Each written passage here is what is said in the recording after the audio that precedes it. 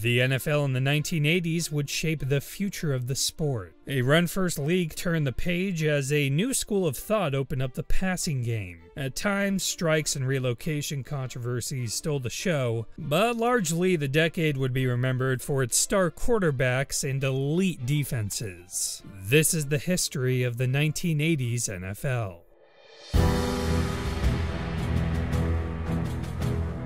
In March of 1980, NFL owners voted against the Raiders' proposed move to LA. In response, team owner Al Davis filed an antitrust lawsuit against the league. So for now, the Raiders would remain in Oakland. That year, the team traded away aging franchise legend Ken Stabler for quarterback Dan Pastorini. Through 4 games, Pastorini struggled, then tragically broke his leg.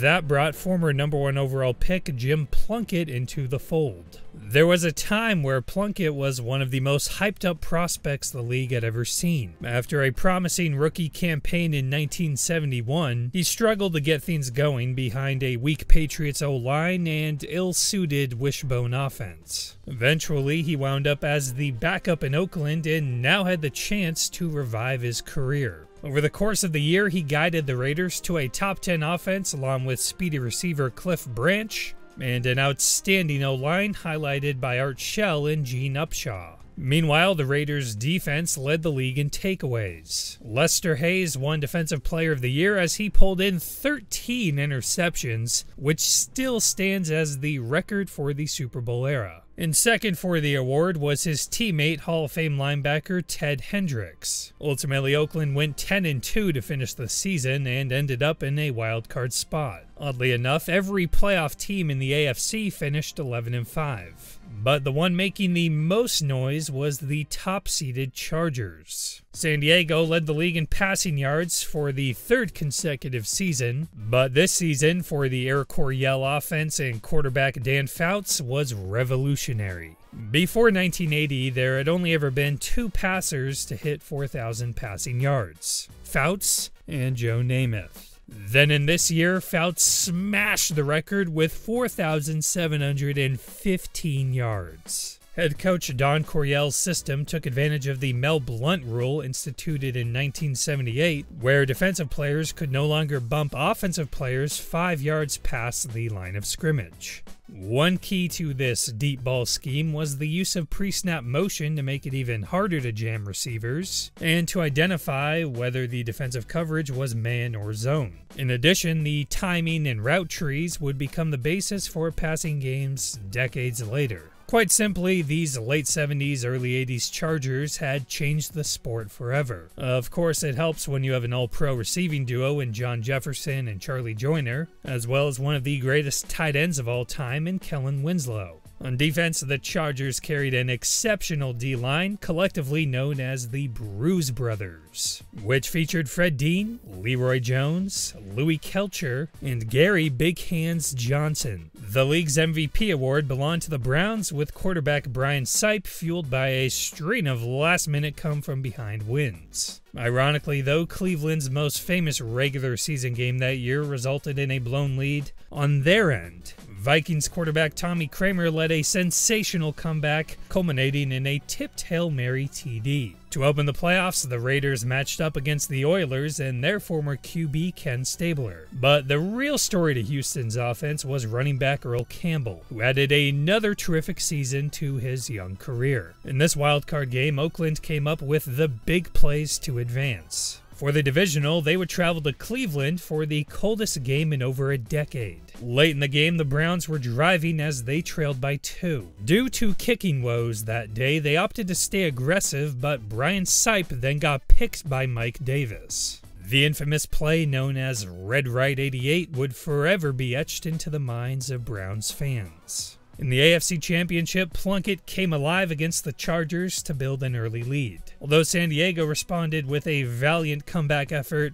it wouldn't be enough. So the Raiders were headed to their 2nd Super Bowl in 5 years. In the NFC, the Cowboys took down the Rams, then found themselves down by 2 scores in the 4th against the Falcons. Drew Pearson then pulled in back-to-back touchdowns to give Dallas the win. For the NFC Championship, the Cowboys would travel to a familiar destination. Dick Vermeil's Philadelphia squad pushed past the Vikings in their divisional matchup. The Eagles produced a top defense starring defensive end Claude Humphrey, nose tackle Charlie Johnson, and linebacker Bill Berge. On offense, quarterback Ron Jaworski engineered the best year of his career. In this title game, running back Wilbert Montgomery ran through the Cowboys, and Philly, also off the back of its defense, made way for the team's first Super Bowl appearance. The Raiders and Eagles met earlier in the season, with Philadelphia coming out on top in a defensive struggle. So for Super Bowl 15, Philly was set as a slight favorite. Early on, a Rod Martin interception set up a Plunkett two-branch score. Before the end of the first, Plunkett scrambled around a blitz and found Kenny King, who took off to build a 14-0 lead, meaning the Raiders had already scored more points than they did in the earlier Eagles matchup.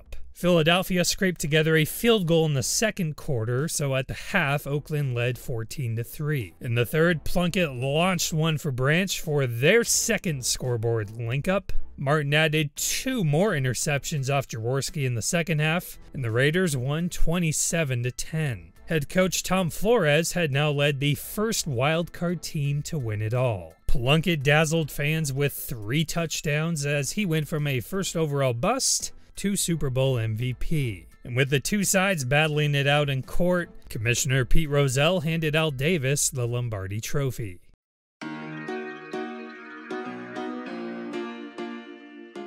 In 1981, the NFL banned the use of stickum and other adhesives that enabled players to catch the ball more easily. The law became known as the Lester Hayes Rule, with Hayes famously covering his body with the substance and racking up high turnover totals. In the NFL draft, Giants GM George Young selected linebacker Lawrence Taylor with the number 2 overall pick. Having a rare combination of elite power and speed, Taylor won Defensive Player of the Year as a rookie. In San Francisco, the 49ers operated like a tech startup, with head coach Bill Walsh and his innovative system that would become known as the West Coast Offense. This legendary scheme focused on shorter, high-percentage throws, while involving running backs more often in the pass game. About halfway through the previous year, Walsh benched quarterback Steve DeBerg in favor of former third-round pick Joe Montana. Montana showed flashes, including a record comeback. And this year, being more relaxed and patient, he unlocked the West Coast offense potential. The 49ers went 13-3 with their young quarterback emerging as an MVP candidate. His top target in Dwight Clark put up over 1,100 yards on his way to a Pro Bowl selection. Still, the biggest improvement in the team came on the other side of the ball. During Walsh's first 2 years in San Francisco, the defense was a major issue. Leading the turnaround, though, was hard-hitting first-round pick Ronnie Lott, who immediately became one of the best safeties in the league. His partner in crime, Dwight Hicks, paired up to form a top-notch duo in the secondary. And Walsh pulled off one of the best mid-season acquisitions ever when he sent picks to the Chargers for defensive end Fred Dean. All in all, this unit went from near bottom of the league in points allowed to second best. In the wildcard round, the Giants upset the Eagles to set up a divisional matchup against the Niners. For Montana's first playoff game, he threw for over 300 yards and 2 touchdowns. Ronnie Lott added 2 interceptions, and San Francisco advanced to the NFC Championship, where they would host the Cowboys. Dallas was coming off a big year with running back Tony Dorsett leading the way on offense, and dominant D tackle Randy White on defense. These two teams looked as evenly matched as can be. In the second quarter, Montana escaped the pressure and found a wide-open Dwight Clark in the end zone. The Cowboys answered back with a Dorsett TD. The Niners then responded to that with a Johnny Davis score. Eventually in the fourth, Dallas went up by 6 with a Danny White-Doug Cosby connection. In the final minutes of the game, Montana constructed a long drive to get the ball down to the 6 with under a minute left. Montana looking, throwing in the end zone. Dwight Clark! The play would become known as the catch. Dwight Clark made the leap of his life to send the 49ers to their first Super Bowl appearance. In the AFC, the Bengals led the pack at 12-4. Quarterback Ken Anderson spent the offseason hearing trade rumors, then put on the best performance of his career, winning NFL MVP. Rookie wide receiver Chris Collinsworth hit the 1,000-yard mark, and second-year left tackle Anthony Munoz looked like a true franchise cornerstone. In the divisional, Cincinnati survived a nail-biter over the Bills to get their first playoff win in franchise history. In the other AFC contest, the Chargers built a 24-point lead. The Dolphins struck back with 24 straight of their own, including a hook and lateral before the half. With the game nearing the end of regulation, the score was tied 38-38. Miami lined up to kick the game winner, but Kellen Winslow blocked it. In overtime, both teams failed to convert on field goals, but in the end, the Chargers sealed it with another kick. Winslow put up 166 yards, a touchdown, and a blocked field goal in one of the greatest playoff performances ever. The game would go down in history as the Epic in Miami. The Chargers then went from hot Miami to what became known as the Freezer Bowl in Cincinnati. When accounting for wind chill, this was the coldest game in NFL history, and a trip to the Super Bowl was on the line. From the get-go, it was clear the Bengals were well-suited in a fight against the elements. Anderson threw for 2 touchdowns as Cincy won 27-7 to continue on to their first Super Bowl. Super Bowl 16 featured 2 surprise teams, with each one looking for their first championship. Just like the previous Super Bowl, this game was a rematch from a regular season clash. In that one, the 49ers defense held the Bengals' attack to just 3 points. That theme continued right into this game. Dwight Hicks picked off Anderson on Cincinnati's first drive, and the Niners converted on a Montana sneak. Anderson had another chance to score, but this time Chris Collinsworth fumbled on the 5-yard line on a tackle made by Eric Wright. Montana made them pay yet again, driving 92 yards with a TD to Earl Cooper. At the half, San Francisco led 20-0. On the Bengals' opening drive in the third, Anderson ran one in himself. They had another chance to score, but the Niners' D held strong on a goal line stand. Then in the fourth, Anderson lasered one to Dan Ross, cutting the deficit to 5 points. Although the Bengals made it close, the game ended in a Dwight Clark onside kick recovery. Joe Montana was named Super Bowl MVP with 2 touchdowns and no turnovers. Bill Walsh spent the game throwing all kinds of different looks at the Bengals, and in just his 3rd year as Niners head coach, he was already a Super Bowl champion.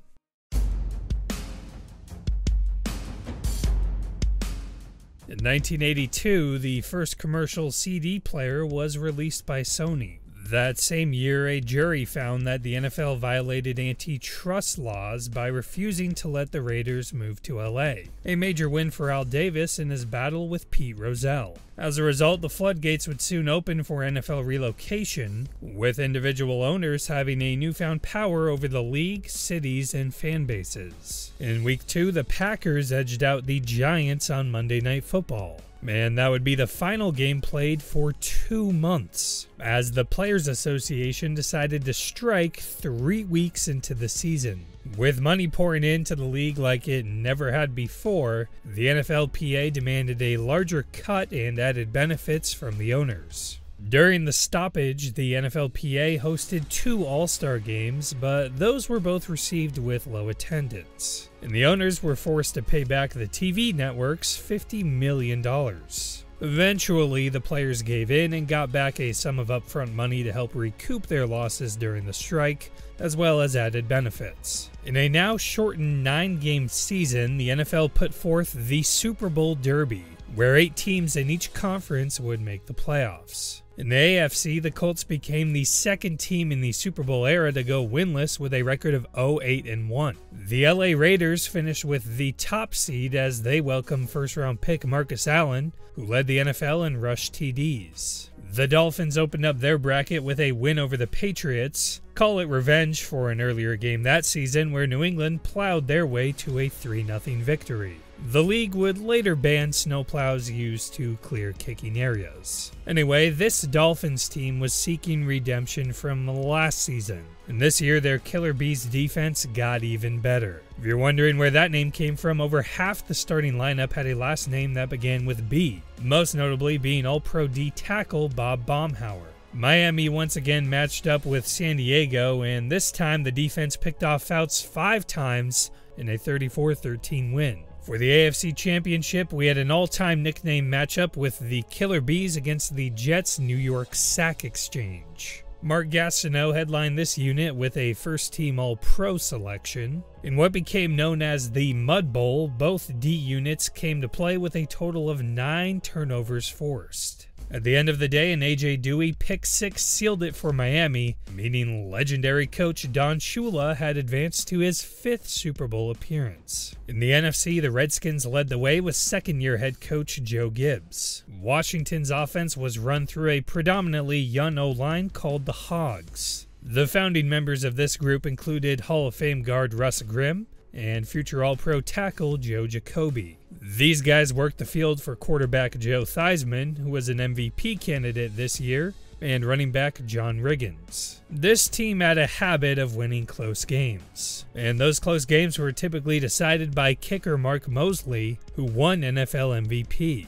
Yes, the kicker won league MVP. Mosley hit a then-record 23 straight field goals. That included several game-winning or late-game tying kicks, and another game where he scored all of the team's points in a win. To open the playoffs, Washington steamrolled Detroit behind 3 TDs from Theismann. Riggins then went full workhorse against the Vikings with 185 on the ground. Then for the NFC Championship, once again the Cowboys made an appearance. Dallas was the only team to have beaten the Redskins that year. But in this game, the Cowboys made too many mistakes and Riggins once again carried the load to send Washington to their 2nd Super Bowl in franchise history. Super Bowl 17 was actually a rematch of Super Bowl 7, where the Dolphins topped the Redskins to cap an undefeated season. This matchup featured 2 powerful defenses and 2 strong rushing attacks. On one side, you had the Hogs and Riggins. Then on the other, you had young back Andre Franklin running behind a great O-line, highlighted by Hall of Fame center Dwight Stevenson. Miami struck first with a David Woodley pump and Jimmy Cephalo raced to the end zone. Then in the closing minutes of the half, Theismann lobbed a beauty for the corner of the end zone and Alvin Garrett got on the board. Now the score was tied at 10 apiece. And on the ensuing kickoff, Fulton Walker took it back 98 yards for the first kickoff return TD in Super Bowl history. In the third quarter, both defenses held strong with a Mosley field goal being the only score. Then in the final act, Riggins and the Hogs went to work. On a 4th down, Gibbs opted to go for it, and Riggins broke through for a 43-yard score. The Washington defense continued to shut down Miami with 0 completions in the entire second half. Riggins was named MVP with a relentless 38 carries for 166 yards. And Joe Gibbs led an underdog team full of free agents through a strike-shortened season and 4 playoff wins to become a Super Bowl champ.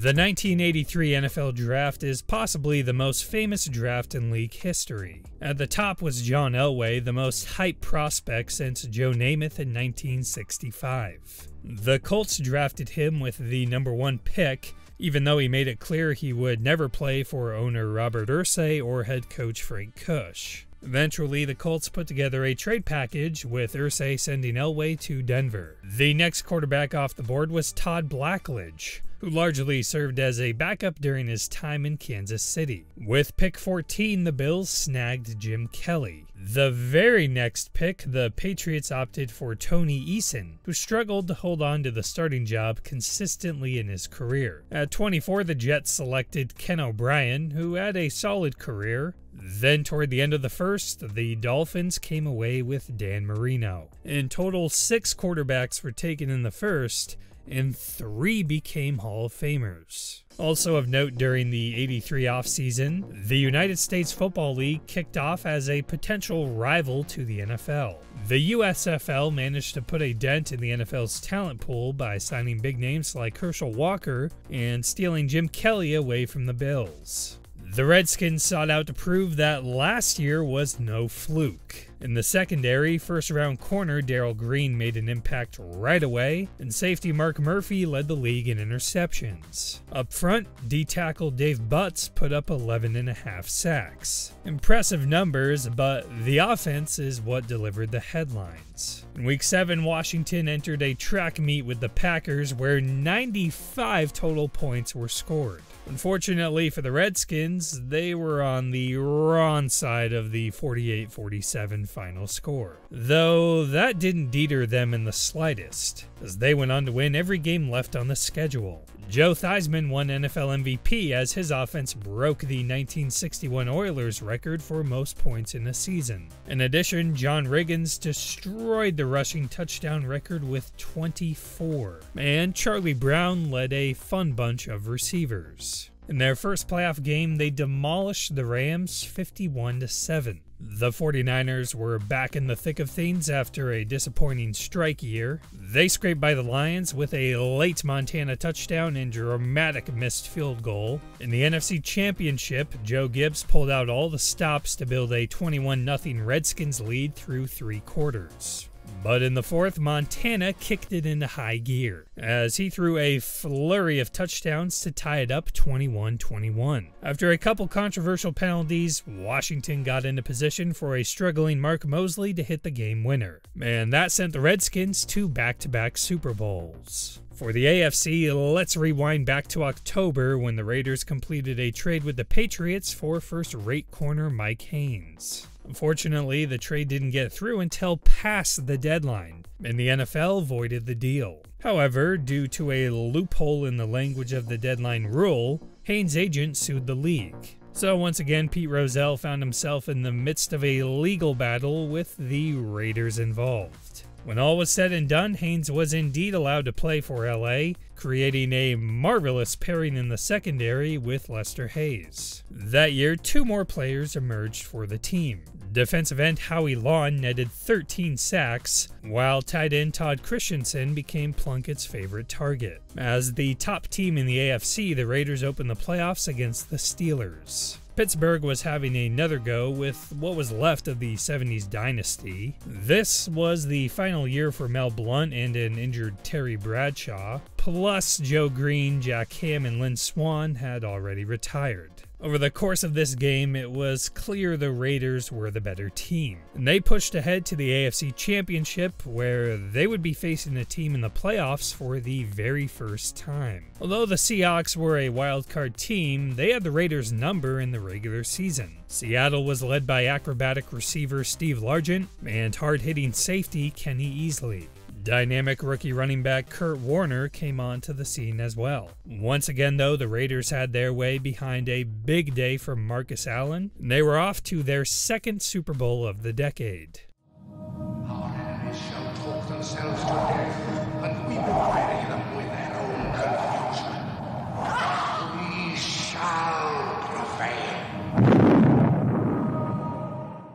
Apple changed the game when it aired its 1984 Super Bowl commercial, creating an annual showcase for companies to try their hand at memorable ads. Earlier in the season, the Redskins rallied from behind atop the Raiders in a shootout, and as the best-looking team throughout the year, the defending champs stood as a slight favorite over a hot Raiders team. 5 minutes into the Super Bowl, Derek Jensen blocked a Redskins punt and recovered the ball for the game's first touchdown. In the second quarter, Plunkett spotted an open Cliff Branch in the end zone to extend the LA lead.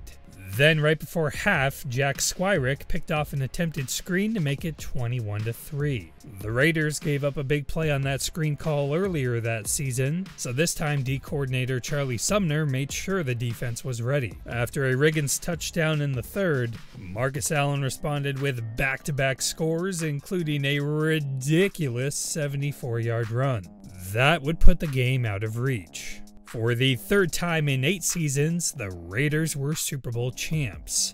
and had reset the record for biggest Super Bowl blowout. The defense ravaged the Redskins' historic offense. Lester Hayes and Mike Haynes delivered as shutdown corners. Marcus Allen won MVP with over 200 total yards and a pair of touchdowns, and the team got it done in all 3 phases of the game. You have a great organization, and you tell them one thing. Just win. Just win, baby.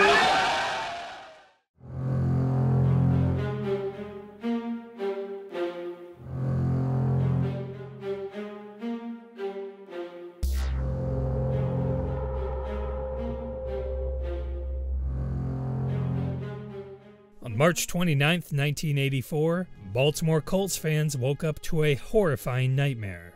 Their beloved team was gone. After flirting with the idea of relocation, the Colts were under the threat of the Maryland government taking control of their assets in exchange for $40 million through eminent domain. So on March 28th, team owner Robert Irsay ordered more than a dozen moving trucks to leave Baltimore quietly overnight.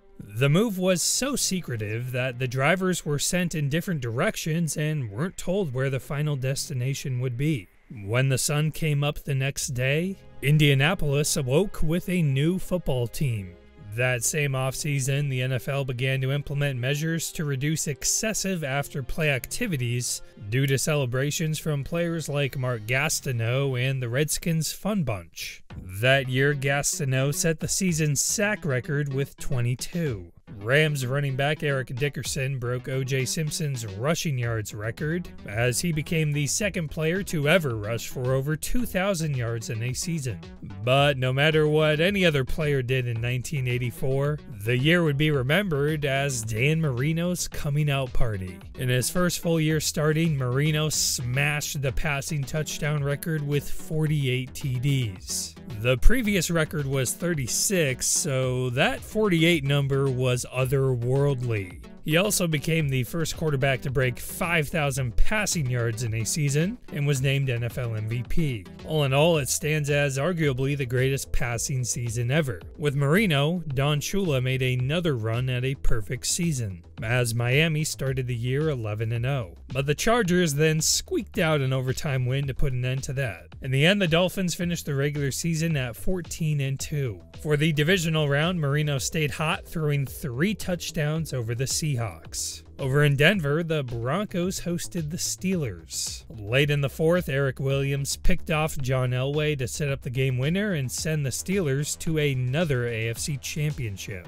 Pittsburgh was capable of putting points up on the board, but just couldn't keep up with Marino, who threw 4 touchdowns. For how good the Dolphins looked that year, they were still somehow outdone by another team. The 49ers went 15-1 with the league's second highest scoring offense and best scoring defense. Back in 1981, the 49ers came out of nowhere to win it all, whereas this year's version was a certified behemoth. One big difference on offense was second-year fullback Roger Craig, who said landing in San Francisco with Bill Walsh was like going to heaven. His partner in the backfield, Wendell Tyler, put together a career year, and Joe Montana elevated his game as well. The 49ers' elite secondary had entered their prime, with the defense giving up just 14 passing TDs on the year while grabbing 25 interceptions. To begin the postseason, the Niners shut down the Giants. Their next opponent would be the Chicago Bears, who just upset the Redskins in their divisional game. Earlier in the season, Bears running back Walter Payton broke Jim Brown's all-time career rushing yards record. And with a top 3 defense, it was clear Chicago was on the up and up. In this game, though, they were outclassed, with the 49ers dealing out a shutout. So Montana, Walsh, and company pushed ahead for their second Super Bowl appearance.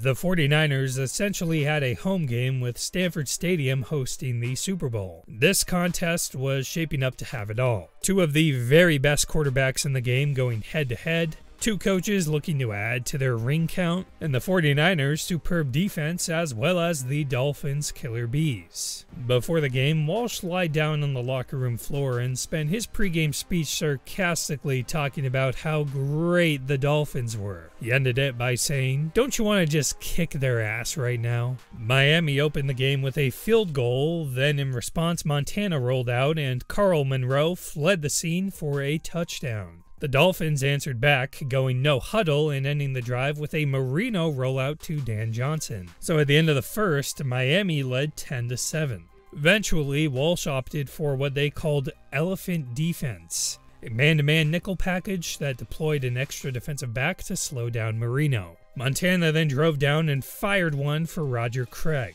After a Miami punt, Montana scrambled in for another score. The defense continually found success, and the offense capitalized with a Roger Craig surge into the end zone. In the second half, the Niners' D-line generated consistent pressure on Marino.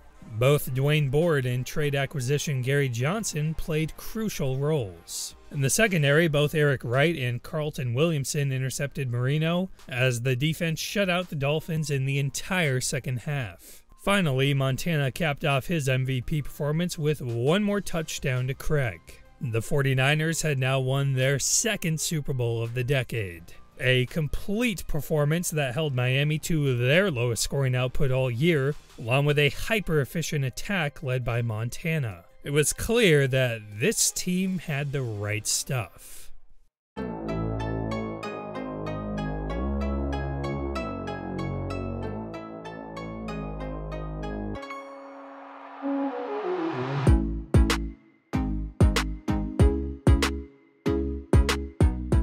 The '85 Bears assembled one of the greatest cast of characters the league has seen. At head coach, you had a fiery figure in Hall of Fame tight end Mike Ditka. Operating at QB was Jim McMahon, an outgoing party boy ready to put his body on the line whenever necessary. Running back, one of the best to ever do it, and Walter Payton, who at 32 years old still had plenty left in the tank. The defensive coordinator job belonged to Buddy Ryan, a former master sergeant in the Korean War who constantly butted heads with Ditka. Leading Ryan's defense was Mike Singletary, aka Samurai Mike, an intense middle linebacker whose eyes still haunt quarterbacks to this day. Just coming onto the scene was rookie D-tackle William the Refrigerator Perry, known not only for his size but also his fun-loving personality.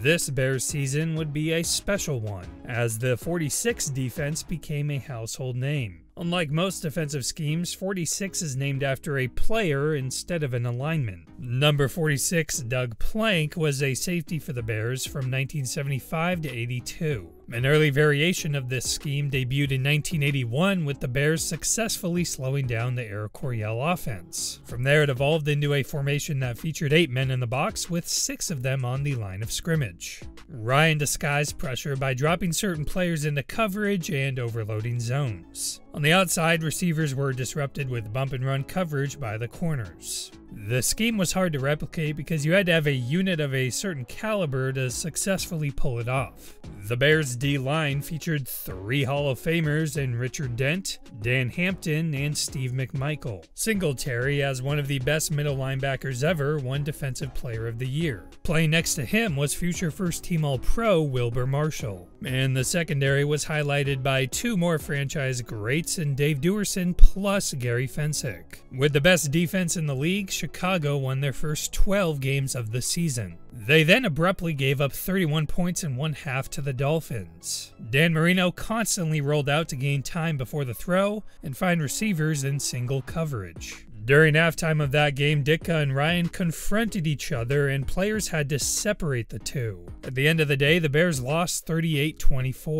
We're not here to start no trouble. We're just here to do the Super Bowl shuffle. The day after that Miami game, the team recorded its iconic song, The Super Bowl Shuffle. Chicago then finished the season with 3 more wins to go 15-1. For the 49ers, Roger Craig became the first player in NFL history to hit 1,000 rushing yards and 1,000 receiving yards in the same season. Montana also had a new shiny target in rookie receiver Jerry Rice. Still, the defending champs surprisingly stumbled out of the gate and couldn't take the NFC West. The Redskins fell short of the playoffs, with Joe Theismann breaking his leg on a gruesome tackle by Lawrence Taylor. Tragically, Theismann would never play in the NFL again. In the postseason, Taylor's Giants avenged recent playoff losses and effectively shut down the 49ers. The Bears then handed New York a taste of their own medicine in a 21-0 win. Giants head coach Bill Parcells would later say that was the best defense he'd ever faced. In the NFC Championship, the Bears completed another shutout, meaning they just made the Super Bowl without giving up a single point in the playoffs. In the AFC, the Patriots won their first playoff game since 1963. Although quarterback Tony Eason was nothing special that year, New England was well-rounded enough to make noise in the postseason. They had quality at the skill positions and one of the greatest guards of all time, John Hanna, who anchored the O-line. The defense had several key pieces, the most important of which was Andre Tippett, who amassed 16.5 sacks on the year. In the divisional, the Patriots skipped past the Raiders and MVP running back Marcus Allen, as they forced 6 turnovers to advance to the conference championship. In the other matchup, Browns running back Ernest Biner led Cleveland to a 21-3 lead over Miami, but Marino then guided the Dolphins to 3 unanswered touchdown drives to lock in the dramatic win. In the AFC Championship, the Patriots leaned on the defense to slow down Dan Marino, as well as the running game to convert off Miami's mistakes. That recipe earned New England their first win at the Orange Bowl since 1966, along with their first Super Bowl appearance. With how dominant the Bears had been all year and the fact that they weren't playing the Dolphins, Chicago stood as a double-digit favorite over the Patriots. In the first quarter, Matsui scampered in for the Bears' first touchdown. McMahon would run one in himself on the next Chicago drive. Meanwhile, the Patriots had no answer for the Bears' pass rush. With just over 5 minutes left in the first half, Eason had failed to complete a pass while surrendering 3 sacks and a fumble, so Patriots head coach Raymond Berry benched him for Steve Grogan. At the half, the Bears led 23-3 while holding the Patriots to -19 yards. In the third quarter, McMahon snuck in his second rush TD of the day. Grogan threw a pick 6 to Reggie Phillips, and later Refrigerator Perry plowed his way into the end zone. Ultimately, the Bears forced 6 turnovers and a 46-10 thrashing. Richard Dent was named Super Bowl MVP, and the Bears would go down in history as one of the best defenses ever. And now in back-to-back years, 2 of the greatest teams ever assembled won the Super Bowl in dominant fashion.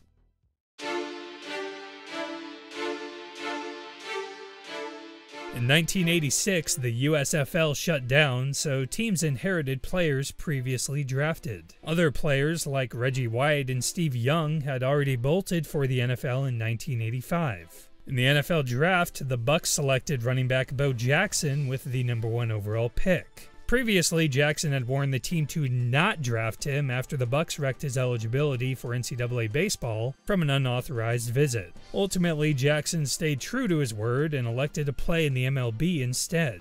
The NFL implemented instant replay for the first time, although it was far from a perfect system with big delays and communication errors. The Bears looked to defend their crown without Buddy Ryan as the Eagles hired him as head coach. The Chicago defense still finished #1 in the league. And despite great performances from Walter Payton and tackle Jimbo Covert, the offensive production took a dip due to poor quarterback play. Nonetheless, the Bears still finished 14-2. It appeared their biggest obstacle to repeat would be another dominant defense. The Giants' Big Blue Wrecking Crew, led by defensive coordinator Bill Belichick and linebacker Lawrence Taylor. That year, Taylor won not just Defensive Player of the Year, but also NFL MVP. With 20.5 sacks, he became just the second defensive player to ever win the award.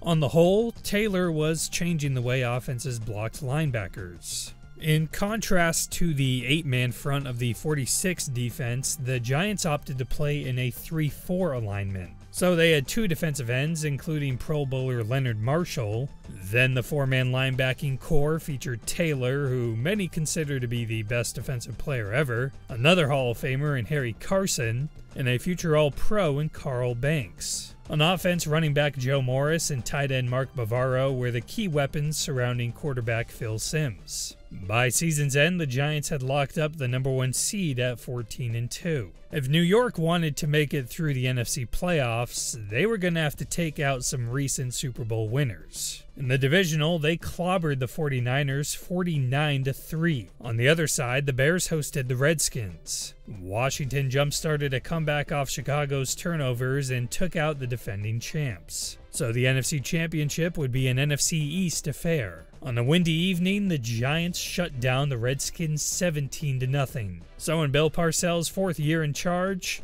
New York made it over the hump en route to the Super Bowl. In the AFC, the Browns sat atop the standings. Second-year quarterback Bernie Kosar then led a dramatic comeback in double overtime over the Jets for Cleveland's first playoff win since 1969. The Patriots were looking to get back to the Super Bowl, but they'd have to go through John Elway to do it. Although Denver lacked firepower on offense, Elway sure helped make up for it. And on defense, the team had several playmakers. In the front seven, Carl Mecklenburg and Rulon Jones each earned All-Pro selections. Safety Dennis Smith and longtime corner Louis Wright helped keep things tidy in the secondary. In this Patriots matchup, Elway hooked up with Vance Johnson on the lawn ball for the game winner. In the conference title game, things were knotted up late at 13 apiece. Kosar then hooked one up for Brian Brennan, who beat his defender to the ball and jogged in for a 7-point lead. After a botched kickoff, the Broncos would have to go 98 yards to tie it. Over the next 5 minutes, Elway then conducted a surgical 15-play drive with the final stroke to Mark Jackson. In overtime, Elway served up an encore to get into field goal range. And Rich Carlos's barefoot delivered a hooking kick for the game winner.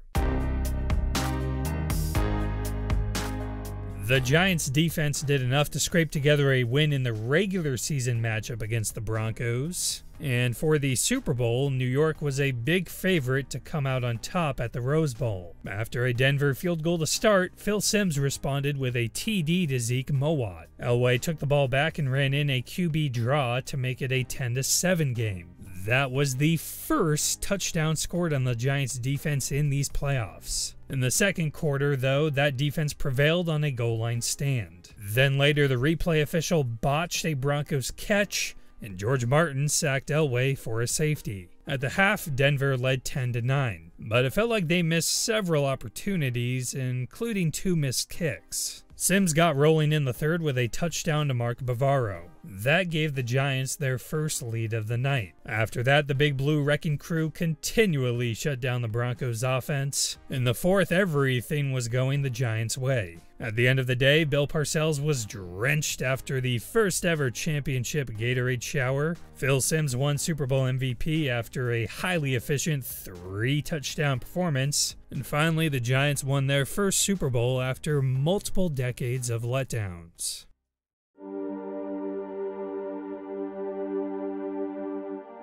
In 1987, the Bucs' rights to Bo Jackson had expired, so the Raiders took him in the draft that year and came to an agreement that he would join the team after the baseball season. That same offseason, Tampa traded struggling quarterback Steve Young to the 49ers. This year also marked the debut for ESPN's hit highlight show NFL Primetime. Just like in 1982, the NFL played 2 weeks' worth of games before the NFLPA went on strike. The players' main goal was to achieve unrestricted free agency. Unlike 1982, though, the league only missed 1 week of games, as the owners assembled replacement teams full of players from the defunct USFL and other former college football players. Things got worse for the NFLPA when Mark Gastineau crossed the picket lines on the first day of the strike. From there, more players would join him. Other stars like Joe Montana and Lawrence Taylor decided to play and were subsequently labeled as scabs. Such a maneuver was seen as a betrayal to the players striking, and without a unified front, the strike fell apart in mid-October. The union then opted to take the NFL to court, arguing that the free agency issue violated antitrust laws. The final game with replacements came with the Redskins coming out on top over the Cowboys. The most impressive part of that win? Washington had 100% replacement players, while Dallas had the most players in the league cross the picket line. A few weeks after that, the Rams received an abundance of assets in return for trading Eric Dickerson to the Colts. Before Week 12, outspoken linebacker Brian Bosworth, also known as The Boz, called out Bo Jackson before the Raiders-Seahawks game. Jackson responded with a career day, including an iconic touchdown where he plowed through the Boz into the end zone. The Browns and Broncos once again led the way in the AFC. John Elway won NFL MVP as he led Denver to another conference title game. Meanwhile, the Browns took out Dickerson's Colts to set the stage for a rematch. In the first half, the Broncos built a 21-3 lead, but the Browns came storming back, tying it up in the fourth. Then deja vu hit when Denver countered with a touchdown late. This year, though, there was enough time for the Browns to respond. Ernest Biner. Fumble the ball, and Denver has recovered. Oh, my. Biner had been productive all day, but is remembered for what became known as the fumble. Now, the Browns had suffered 3 huge heartbreaks in the 80s, with Red Right 88, the drive, and now the fumble. Consequently, that timely strip from Jeremiah Castile sent Denver to back-to-back Super Bowls. In the NFC, the defending champion Giants went 0-3 during the strike and proceeded to miss the playoffs. The Saints made the playoffs for the first time ever as they were led by the linebacker corps known as Dome Patrol, featuring Hall of Famers Sam Mills and Ricky Jackson. But in the opening round of the playoffs, New Orleans went down in flames at the hands of the Vikings. The 49ers were waiting as Minnesota's next opponent. That year, Jerry Rice set the league on fire with an NFL record 22 touchdowns in 12 games. The previous record holder was Mark Clayton with 18 TDs in 1984. Rice smashed that with less games played. As you may expect, this also meant Joe Montana was on fire that year as well. Still, the Vikings prevailed as underdogs yet again, this time behind the big day from receiver Anthony Carter. Meanwhile, the Redskins squeaked by the Bears off a punt return touchdown from Darrell Green. Once again in a strike year, Washington found themselves playing in championship weekend. The Hogs were back at it, albeit with a slightly different variation. Wide receiver Gary Clark had emerged as one of the best in the league, and at quarterback, Doug Williams took over for Jay Schrader. In the NFC Championship, Washington's defense held Minnesota to 10 points, along with a dramatic 4th down stop to clinch the game. In doing so, Joe Gibbs and the Redskins were on their way to their 3rd Super Bowl of the decade. Much of the narrative surrounding Super Bowl 22 had to do with Doug Williams being the first black quarterback to start a Super Bowl. On the other side was MVP John Elway, looking to avenge last year's disappointing conclusion. On the Broncos' first play from scrimmage, Elway launched one to Ricky Nattiel for the score. By the end of the first quarter, Denver produced a 10-0 lead, and it seemed like Williams had no chance to match Elway. Then early in the second, Williams hit Ricky Sanders in stride for an 80-yard TD. When Washington got the ball back, Williams connected with Gary Clark in the shallow corner of the end zone for another touchdown. That gave the Redskins a 14-10 lead. After a Broncos missed field goal, running back Timmy Smith took off for another Washington score. Soon after, Williams reunited with Sanders for the 4th touchdown of the quarter, and a 5th one went to Clint Didier. Once again, the Super Bowl turned ugly for the Broncos, trailing 35-10 at the half. Smith ran in another late in the game and would soon after break the Super Bowl rushing yards record. Williams delivered an all-time performance with 4 touchdowns and a Super Bowl MVP award. And Joe Gibbs had led another team to the promised land during an unconventional season. In 1988, Electronic Arts released John Madden Football on the Apple II computer. The Cardinals left St. Louis without ever hosting a playoff game there, as owner Bill Bidwell relocated the team to Phoenix. For the 2nd year in a row, the defending champs would miss the playoffs, with Washington going 7-9. The tide had turned for the Bengals, going from 4-11 in 1987 to 12-4. Much of that was owed to the improvement in quarterback Boomer Esiason playing in a no-huddle West Coast offense. Replacing a former MVP in Ken Anderson was a tough task that was met with boos over the prior few years, but Esiason had finally put it together and won himself an MVP award. His top target that year was Eddie Brown, who reset the franchise season receiving yards record. And rookie running back Ickey Woods burst onto the scene with 15 touchdowns along with a popular dance, the Ickey Shuffle. To begin Cincy's postseason, Ickey danced his way through the Seahawks. At the same time, the Bills experienced a resurgence with Jim Kelly in a dominant defense, starring defensive end Bruce Smith and linebacker Cornelius Bennett. Buffalo topped the Oilers in the divisional to meet the Bengals in the AFC Championship. In that game, Ickey ran in 2 touchdowns to push Cincinnati to their second Super Bowl. In the NFC, the Bears grabbed the top seed despite losing Walter Payton to retirement. In the divisional round, Mike Ditka ran into an old friend, Eagles head coach Buddy Ryan. In what became known as the Fog Bowl, the Bears snuck past Philadelphia in a game that looked like it was played on another planet. The other divisional matchup presented a rematch between the Vikings and 49ers. San Francisco didn't look as dominant this year. At this point in time, Steve Young had impressed Bill Walsh, and a bit of a controversy developed as the two quarterbacks split time. Earlier in the year, Young beat the Vikings with a legendary run. But over the course of the season, Montana held off his counterpart. They started the year 6-5, but then defeated the Redskins on Monday Night Football and went on a run thereafter. Roger Craig led the league in scrimmage yards, and linebacker Charles Haley made his mark on the defense with increased playing time. In this playoff game, the Niners trounced Minnesota behind 3 touchdowns from Jerry Rice. So the NFC Championship would be another familiar showing. The 49ers and the Bears. On a cold and windy night, the Montana-Rice connection couldn't be stopped, and the 49ers looked to Super Bowl 23 for a dynasty certification. 49ers taking on the Bengals and their MVP quarterback for the second time this decade. But in these playoffs, it had been Montana outshining Esiason. A grudge match then transpired with both teams tied up 3-3 at halftime. Credit to both defenses for such consistency against two scary offensive units. That theme would continue with the game tied 6-6 late in the third. Then Stanford Jennings blasted through on a kickoff return to give the Bengals a 13-6 lead. As the quarter changed, Montana quickly marched his team down the field.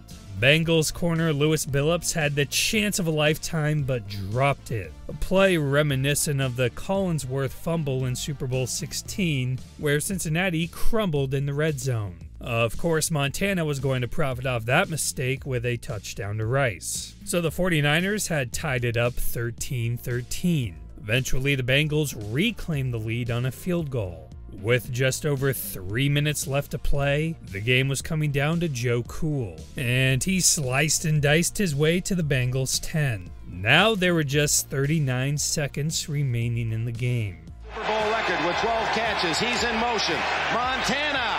Touchdown, John Taylor. John Taylor picked a good time for his only catch of the day. That game winner secured dynasty status for the 49ers. Montana became just the second quarterback to start and win 3 Super Bowls. Jerry Rice was awarded Super Bowl MVP with over 200 receiving yards that included multiple clutch plays on the final drive. And Bill Walsh ultimately called his last play in the NFL, 20 halfback curl X up. 1 final touchdown for the game's great innovator before he stepped away from coaching in the offseason. More changes impacted the NFL in 1989. The biggest one was a step for player freedom when the league introduced Plan B free agency. In this program, teams were allowed to protect 37 players from becoming free agents, while the rest were up for grabs. Commissioner Pete Rozelle retired and left with a prediction, saying the NFL will see more growth and change over the next 30 years than ever before. A big statement coming from the man in charge of a league that grew from 12 teams to 28 under his watch. NFL owners then picked DC attorney Paul Tagliabue to step into the role. Another major shift hit the NFL when Jerry Jones bought the cash-strapped Cowboys and immediately fired renowned head coach Tom Landry. University of Miami head coach Jimmy Johnson was then handed the keys to the team. In his first draft, Johnson selected quarterback Troy Aikman with the #1 overall pick. Although Dallas went 1-15 in 1989, they were prepped for the future when Johnson traded away running back Herschel Walker to net a myriad of draft picks from the Vikings. 49ers defensive coordinator George Seifert was promoted to head coach. Even without Bill Walsh, the Niners turned in the NFL's best offense. Joe Montana locked in NFL MVP, and right behind him in the voting was Jerry Rice. Their best performances came in Week 3 against the Eagles with an electric fourth-quarter comeback, and Week 14 with another against-all-odds win over the Rams. By the end of the regular season, they claimed the #1 seed with a 14-2 record. Once again, the Niners were set to face the Vikings in the playoffs. After Minnesota mortgaged their future on Herschel Walker, the former Pro Bowler failed to hit 1,000 yards this season. On the bright side, the Vikings' defense tormented quarterbacks all year. Keith Millard and Chris Dolman combined for 39 sacks. In this divisional, though, the Niners kept Montana upright and he delivered 4 touchdowns. Meanwhile, the Rams overcame the Giants in overtime to create an all-NFC West Conference title matchup. San Francisco continued their dominating streak with a 30-3 win. So Montana was off to his 4th Super Bowl looking as good as ever. In a down year for the AFC, the Broncos finished with the top record at 11-5.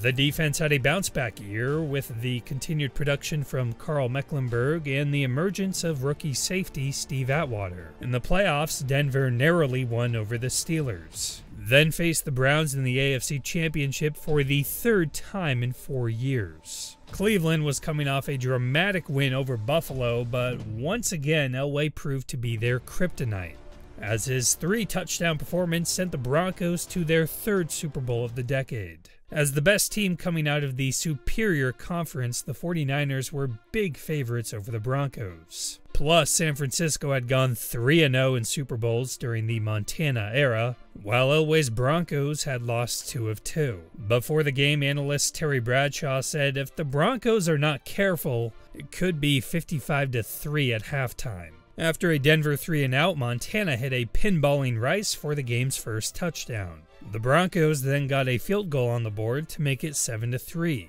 But Montana fired back with tight end Brent Jones. In the second quarter, Niners fullback Tom Rathman continued the scoring frenzy. Then Montana went bombs away for Jerry Rice. That made it 27-3 at the half. In the third, Montana added 2 more for a Super Bowl record 5 touchdown passes.